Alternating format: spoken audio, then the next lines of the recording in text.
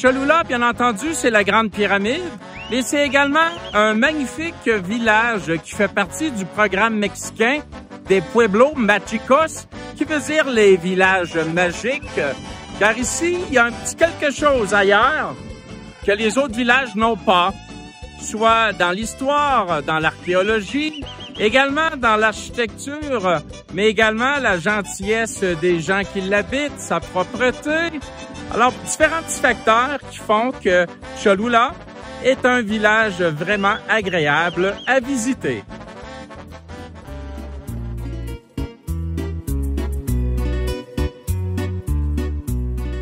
Cholula, ou San Pedro Cholula, est une ville mexicaine de l'État de Puebla, à une dizaine de kilomètres à l'ouest de Puebla, la ville capitale de l'État. Sa population actuelle est d'environ 110 000 habitants. Son nom vient de Chololan en langue nahuatl, qui peut signifier « le lieu où l'eau tombe ». Elle est connue pour sa grande pyramide et ses très nombreuses églises, soit environ 70. Elle est située à 2135 mètres d'altitude, au pied du Popocatépetl, un volcan toujours en activité. Dans la mythologie aztèque, cette montagne a été la maison des géants, fils de Cihuacoatl et Mixcoatl, qui habitaient sur la terre pendant le déluge Atonatiuh. Cholula fut une cité précolombienne habitée en leur temps par de nombreux peuples comme, entre autres, les Mayas, Mixtèques, Zapotèques et les Olmèques. Elle daterait au minimum du IIe siècle avant notre ère et serait donc une des cités les plus anciennes de Mésoamérique. Un des premiers peuples qui s'y installa, les Zepatlans, en firent déjà un lieu de culte. La première partie de la pyramide de Cholula fut construite vers 200 ans avant notre ère pour se terminer 1000 ans plus tard. Nous vous invitons à voir le reportage complet sur la Grande Pyramide de Cholula, actuellement disponible sur notre chaîne. À l'arrivée des Espagnols dirigés par Hernán Cortés en 1519, c'était la seconde plus grande ville de l'Empire aztèque, après la capitale Tenochtitlan, avec probablement plus de 100 000 habitants. De retour à Denis Lodbrok pour la visite de Cholula.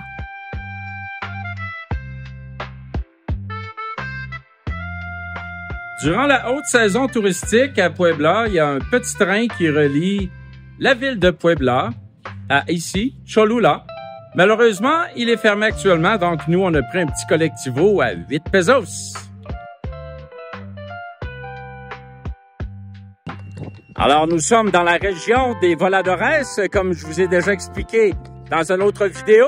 Ce rituel où est-ce que des personnes tournent autour d'un mât et en descendant tranquillement, ceci étant une cérémonie pour rendre les terres fertiles ainsi que les dames du village fertile.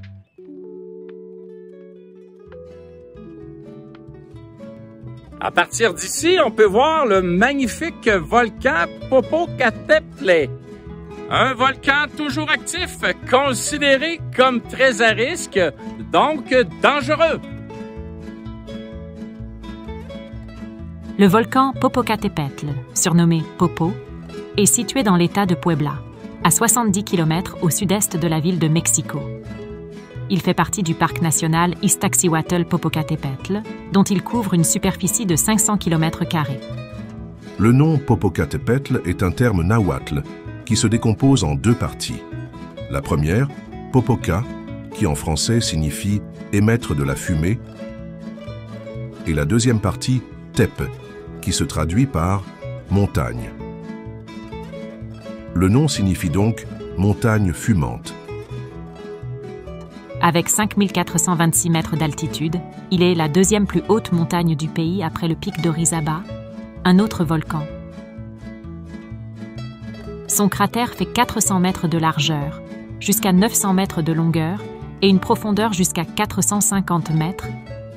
La partie supérieure de la montagne est couverte de neige et de glaciers. Au nord, il est relié au volcan Iztaccíhuatl par un col situé à environ 2380 mètres d'altitude. Le Popocatépetl a été formé il y a 23 000 ans. Ces éruptions sont mentionnées dans les documents laissés par les Aztèques, mais elles sont compilées officiellement depuis 1345 dans les registres historiques qui comptent 37 éruptions officielles à ce jour. Des nuées ardentes se forment parfois ainsi que des dômes de lave, comme lors de celle de 1919 à 1922.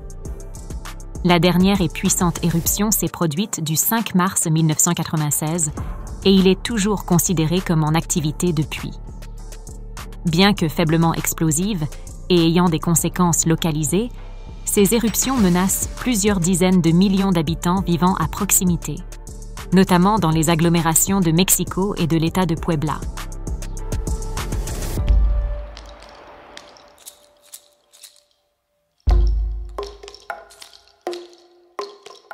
Il y a des centaines d'années, l'Empire aztèque étant à son apogée, il en profitait pour demander une sorte d'impôt aux tribus voisines. Un jour, le chef des Tlaxcaltecas, ennemi des Aztèques, décida de se battre pour la liberté de son peuple. Il avait une fille, Iztaccíhuatl. Cette dernière était amoureuse d'un guerrier, Popocatépetl. Leur amour était réciproque. Le père de la jeune fille promit sa main à Popocatépetl, à condition qu'il revienne victorieux de sa guerre contre les Aztèques, ce qui était selon lui impossible. Le guerrier partit donc avec son armée. Pendant son absence, l'un de ses rivaux amoureux en profita pour annoncer sa mort à Iztaccíhuatl.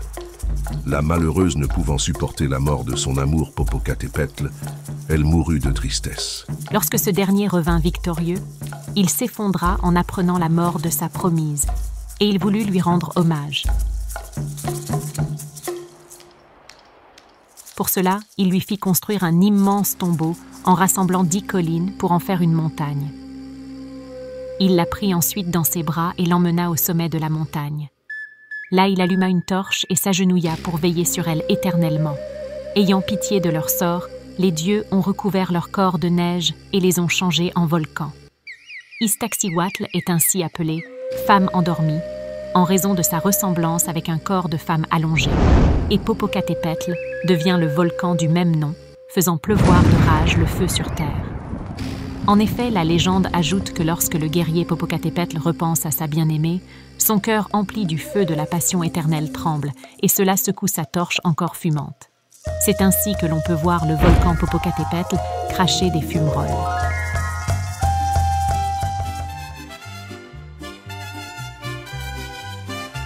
Nous allons donc visiter le magnifique musée régional de Cholula. Le musée régional de Cholula, inauguré en 2017, possède parmi ses salles d'exposition une grande variété de collections allant de l'art préhispanique, l'art contemporain et populaire. À ne pas confondre avec le musée du site de Cholula, situé à 2 pâtés de maison. Le musée accueillait initialement le premier hôpital psychiatrique dans l'État de Puebla, qui fut inauguré en 1910. L'hôpital ferma ses portes en 2017, suite à la mise en place de nouveaux programmes venant en aide aux personnes souffrant de troubles psychiatriques. On retrouve 8 salles d'exposition permanentes actuellement au musée. La salle de la vallée des volcans révèle la diversité des reliefs montagneux de la région de Puebla-Tlaxcala, couronnée par les volcans Popocatépetl et Iztaccíhuatl. La salle du carrefour de Cholula raconte l'importance de Cholula préhispanique en tant que centre régional et route de commerce et d'hommage pour divers peuples mésoaméricains.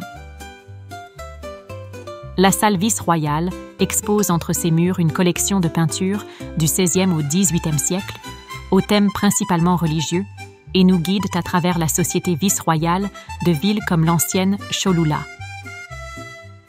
La salle de l'origine de Tlachihualtépetl expose diverses pièces archéologiques de la région de Cholula. La salle Tolan Xololan raconte les migrations des peuples d'origine olmèque, Xicalanga et Toltec Chichimeca, qui ont apporté prospérité et développement à la ville de Cholula. la salle Alebrijes montre des objets artisanaux colorés qui montrent ce type de pièces artistiques émergeant de l'imaginaire mexicain moderne. Des figures fantastiques aux traditions artisanales. La salle des arts populaires de l'État de Puebla offre une sélection de chefs-d'œuvre réalisés par des artisans des 32 régions de l'État de Puebla.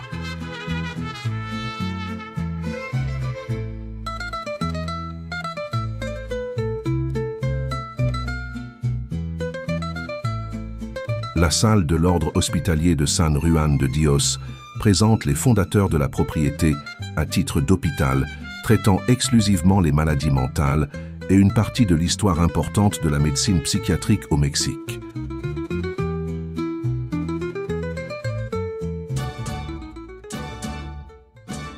Ceci met fin à notre visite du charmant petit village magique Pueblo Mágico de Cholula.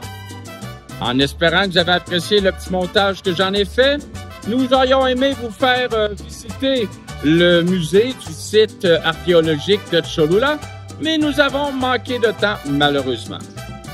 Je vous invite à voir le reportage complet sur la Grande Pyramide de Cholula. Je vous invite également à partager cette vidéo et à vous abonner à ma chaîne si ce n'est pas déjà fait. On se dit à bientôt pour une autre excursion, une autre aventure quelque part dans le monde. Hasta luego!